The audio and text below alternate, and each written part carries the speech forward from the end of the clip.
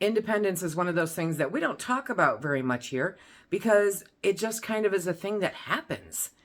When your pantry is prepared, you are more independent. You are free from the chaos and the uncertainty that life can bring you for one aspect of your life.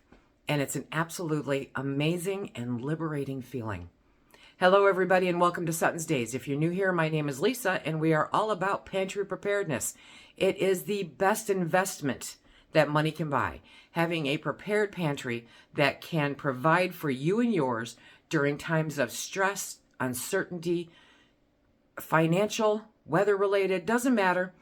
Your pantry is there to get you through those tough times and those good times.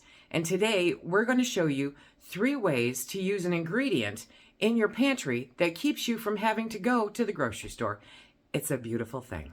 If you are a purist, you may not agree with all of these, but I can tell you that these all work in a pinch or every day. So today we're going to be working with tomato powder, and it is probably one of my favorite things for a DIY kitchen, okay?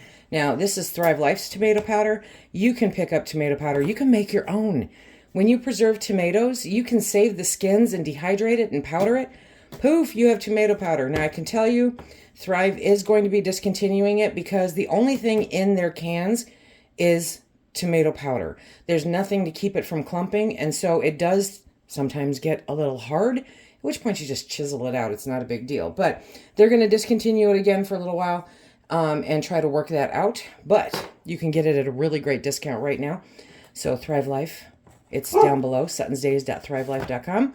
And, yes, I still have the desiccant pack in there. So first we're going to start off with something super simple and super basic, and that is ketchup. So if you have young ones around, or if you're older like we are, we just don't use a lot of ketchup, you know?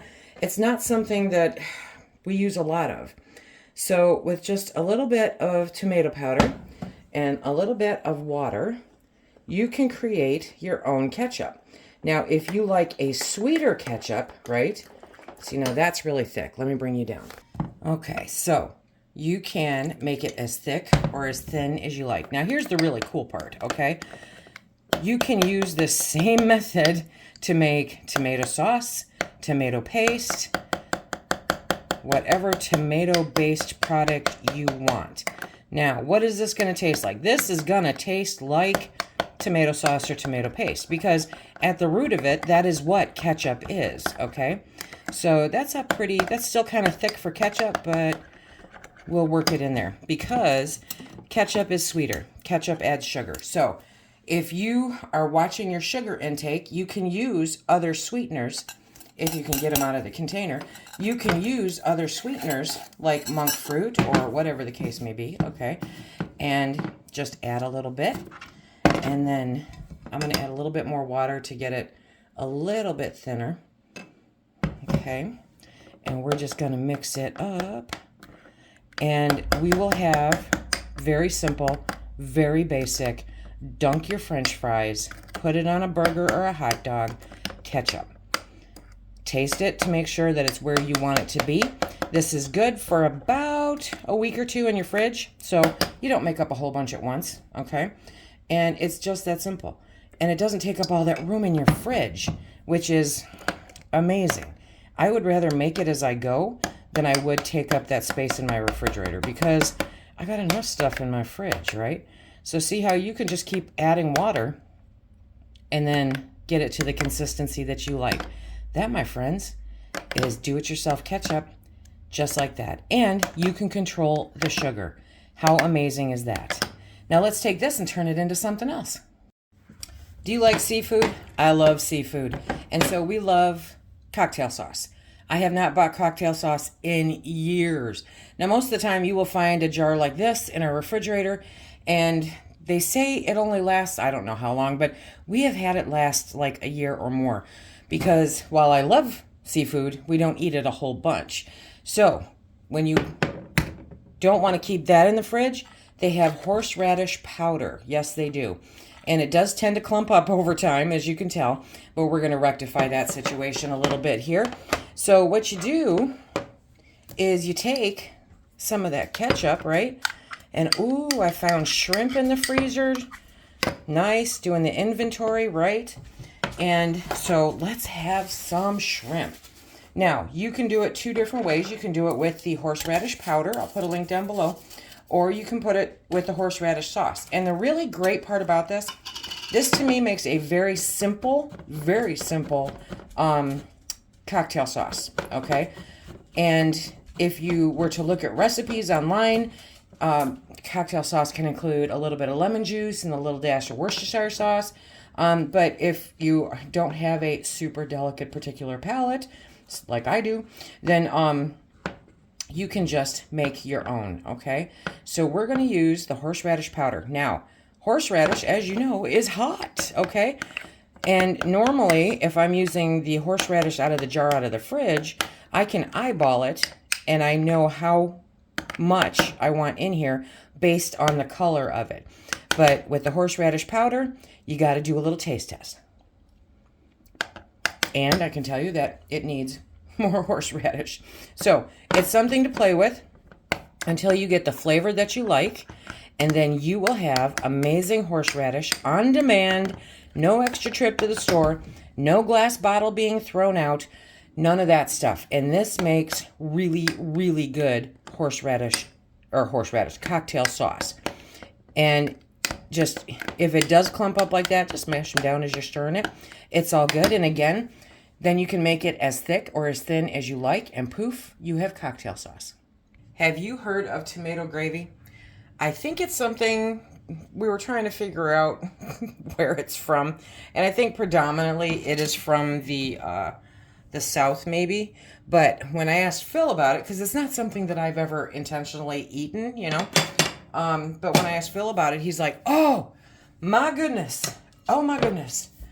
Oh my goodness. You put that over Swiss steak and mashed potatoes. I said you put tomato gravy on mashed potatoes. He goes, oh yeah. Okay, so tomato gravy, you guys.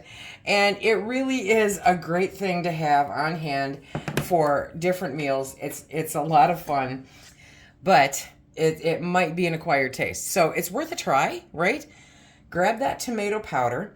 We're going to put some butter in a pan here. We're going to melt down that butter, and then we're going to make a roux, and then we're going to make tomato gravy. And I forgot to mention, you may want to do a taste test with like your ketchup or anything else. There's nothing but tomatoes in the tomato powder. And so you might also want to add salt, okay? Definitely depends on your taste preferences. But if you look below, there's a link to my friend Darcy's blog.